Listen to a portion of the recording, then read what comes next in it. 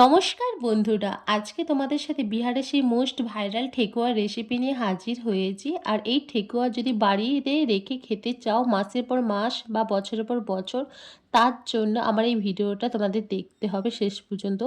আমার এই ভিডিওতে স্টেপ বাই স্টেপ সব কিছু বলে দেওয়া হয়েছে। যদি বাড়িতে বিস্কুট শেষ হয়ে যায় তাহলে এরকম ঠেকুয়া বানিয়ে খেতে পারো। চলুন রেসিপিটা বলি। তো আমি অনেকটা পরিমাণে বানাবো আজকে, কারণ আমিও স্টোর করব। তাই একটা বড় পাতিলা বা জায়গা নিয়ে নিয়েছি।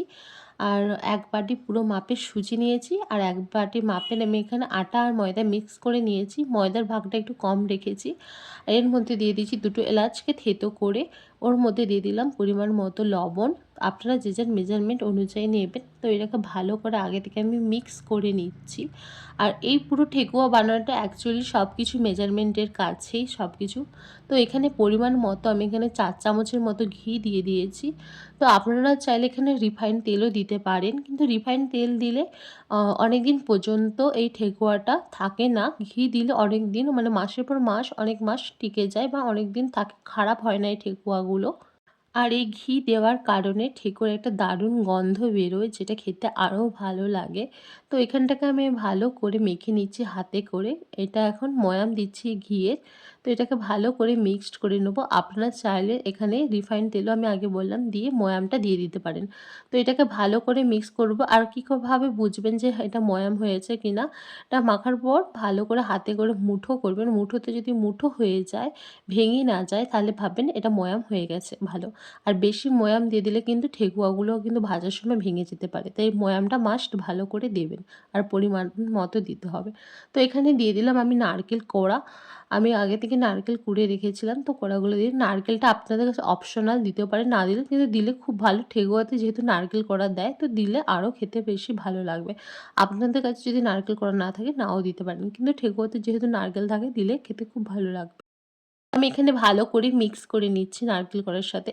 এবার দিয়ে দিলাম শেষে হচ্ছে চিনি। আমি এখানে 1.5 কাপের মতো চিনি দিয়েছি। আপনারা যে যেমন মিষ্টি খেতে পছন্দ করেন সেই পরিমাণে এখানে চিনি ব্যবহার করতে পারেন। আবার অতিরিক্ত চিনি দেবেন না, কারণ তেলে ভাজার সময় ওই চিনিগুলো গলে যখন তেলে আসে না, ওই কালো হয়ে যায়, একটু পরে দেখতে পাবেন। তো চিনিটা এখানে 1.5 কাপ বা 2 কাপ দিতে পারেন, বা চাইলে এখানে আপনারা গুড় ব্যবহার করতে পারেন চিনির অপরিবর্তে। তো ডোটা মাখার জন্য আমি 1 কাপের মতো জল দিলাম। আর দিয়ে দিলাম হাফ কাপের মধ্যে দুধ।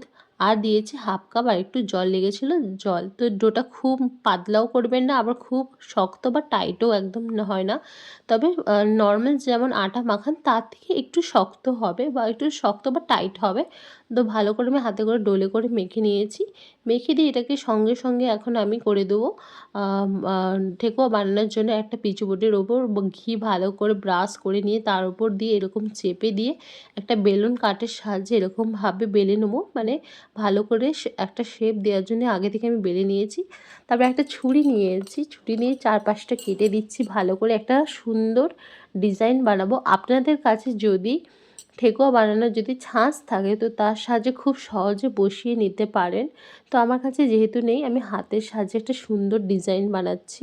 তো দেখুন কিভাবে আমি ডিজাইনটা বানাচ্ছি। আপনার চাইলে মন পছন্দ যেরকম চাইবেন সেই রকম শেপ দিতে পারেন। তো আমি এভাবে চৌকো করে কেটে মাঝখানে একটা পুরো ডিজাইনটা আমি ছুরির সাহায্যে করছি। কিভাবে করছি ফলো করুন ভিডিওটা দেখে। আপনারা চাইলে এরকম স্টাইলেও বানাতে পারেন, বা আপনাদের মন চাইলে অন্য ধরনের নিজেদের মতো বানিয়ে নিতে পারেন। তো আমি তো সাবিত মাঝখানে একটা আড়াআড়ি করে একটা লাইন ক্রিয়েট করে নিয়েছি, আর তার পাশে পাতার মতো কিছু ছোট ছোট ছোট করে পরপর লাইন ক্রিয়েট করে নিচ্ছি। কিছুটা এরকম দেখতে হচ্ছে। তো আপনারা চাইলে আপনাদের মন মতো নিতে পারেন। আগেই বলেছি যে ঠেকুয়া বানানোর জন্য অনেক ধরনের ছাঁচ পাওয়া যায়।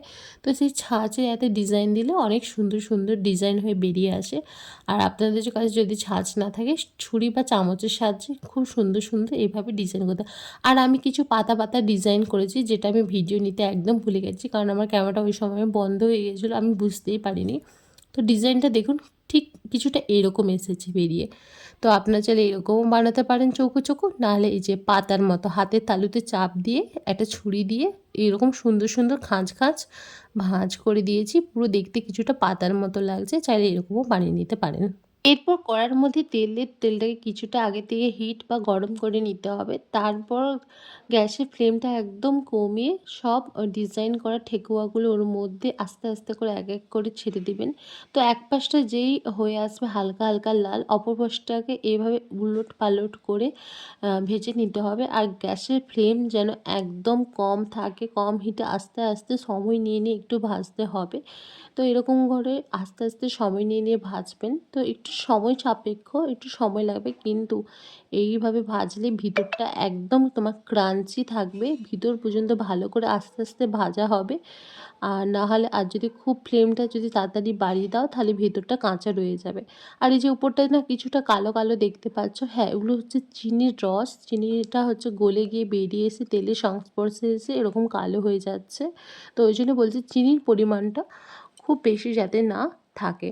তো আমি এগুলো সব পরপর একের পর এক অনেক ভেজে নিয়ে, এই যে আমি সব কিছু এখানে ভেজে নিয়ে আমি কড়া থেকে তুলে রেখে দিলাম। তো আমার এই যে ঠেকুয়া ভাজা একদম কমপ্লিট। আর দেখুন কি সুন্দর ঠেকুয়া হয়েছে। এগুলো ঠান্ডা করে পরের দিন রোদে দিয়ে কন্টেনারে একটু কাঁচের বয়ামে বা কন্টেনারে রেখে দেবেন। মাসের পর মাস বা বছর, বছর একদম খারাপ হবে না। আর বিকেল হলে খেতে পারেন। তো আমার এই ভিডিওটা ভালো লাগলে অবশ্যই লাইক, শেয়ার, কমেন্টে জানাতে পারো। আর এরকম রেসিপির ভিডিও পেতে হলে প্লিজ আমার চ্যানেলটাকে সাবস্ক্রাইব করে পাশে থেকো।